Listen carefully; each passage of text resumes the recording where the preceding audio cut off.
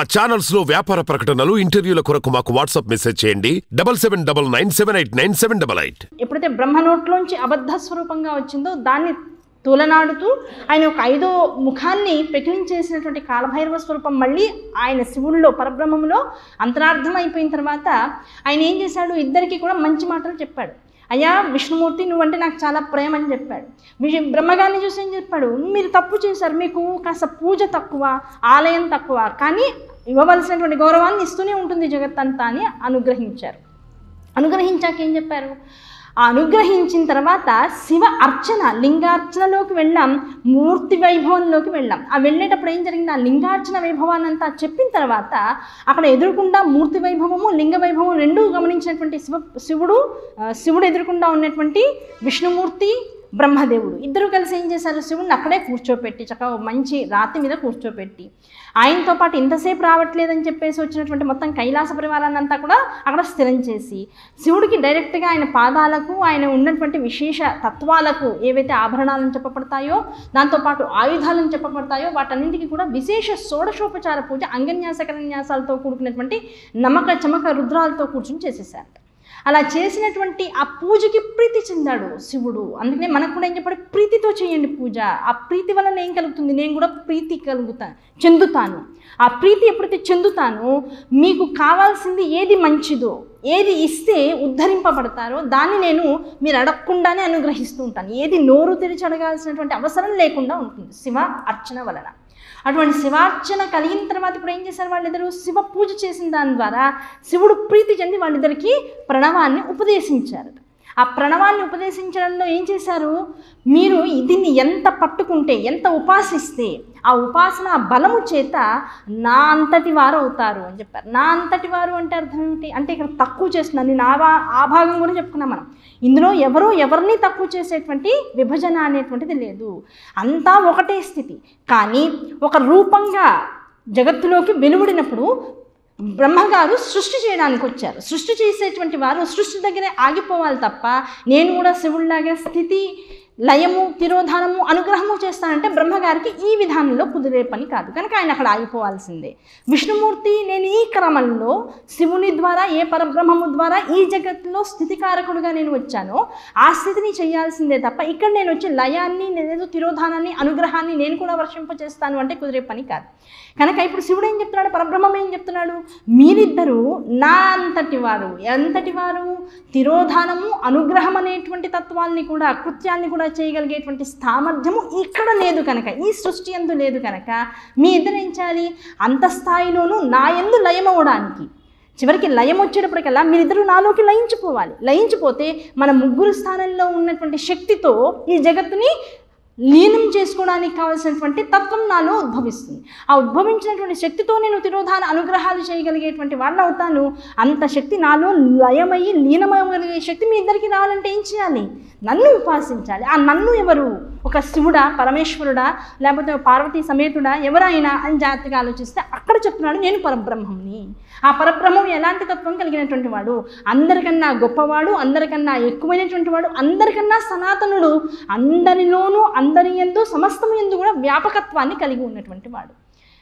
ఆ వ్యాపకత్వాన్ని కలిగి ఉన్నటువంటి వాడు కనుకనే అందరి యందు ఉన్నవాడు కనుక ఆ పరబ్రహ్మమే ఆత్మస్వరూపుడు అని చెప్పబడుతూ ఉన్నది ఈ సృష్టి యందు. కనుక ఆ పరబ్రహ్మాన్ని పట్టుకోండి, ఆ పరబ్రహ్మ స్వరూపాన్ని పట్టుకోండి. దానితో లయమయ్యగలిగేటంత స్థితిగా మీరు జపాన్ని, ధ్యానాన్ని చేస్తూ కూర్చోండి.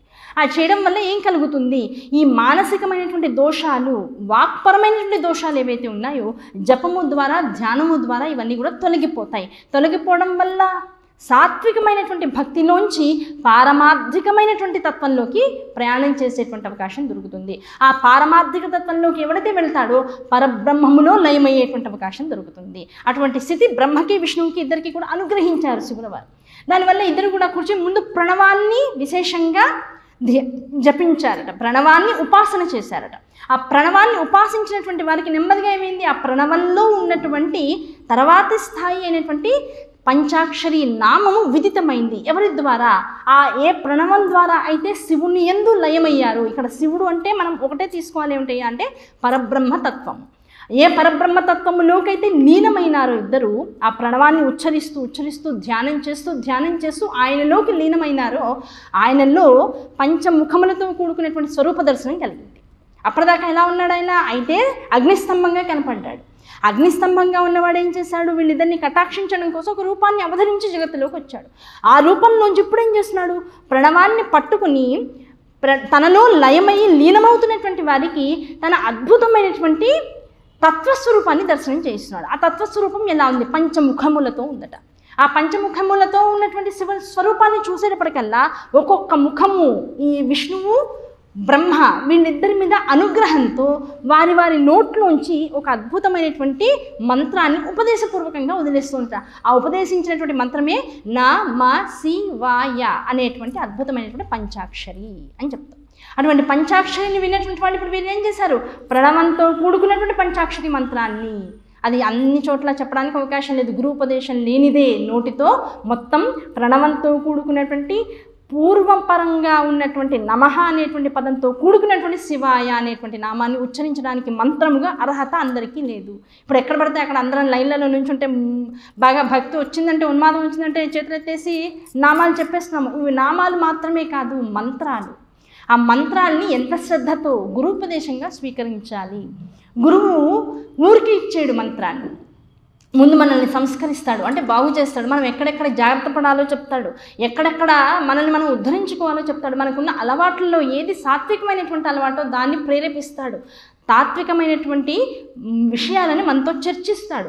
ఆ చర్చలో ఎక్కడ మన మనస్సు కాస్త ఈ మంత్ర అనుష్ఠానానికి దగ్గరగా ఉంది అనేటువంటి విషయం గ్రహిస్తాడో అటువంటి శిష్యుడికి మాత్రమే మంత్రం అనేటువంటిది ఇవ్వబడుతుంది. ఆ మంత్రం ఇచ్చిన తర్వాత ఏం చేస్తాడు? పైగా ఆ మంత్రంలో విధానాలు చెప్తున్నాడు. అవి అందరికీ కూడా ప్రణవాన్ని ఉచ్చరించగలిగేటువంటి అవకాశం లేదు. నివృత్తి మార్గంలో ఉన్నటువంటి వారు మాత్రమే. ఆ నివృత్తి అంటే అర్థం ఏమిటి? మోక్ష మార్గాన్ని వెతుక్కుంటూ వెళ్ళేటువంటి వారికి, ఈ జగత్తు పట్ల ఎటువంటి అనురాగము లేనటువంటి వారికి, అంటే నిజం చెప్పాలి అంటే గృహస్థాశ్రమ ధర్మములో లేనటువంటి వారు ఎవరైతే ఉన్నారో వారికి మాత్రమే ప్రణవోపదేశము అని చెప్తోంది శాస్త్రం. అదే శివుడు చెప్తున్నాడు.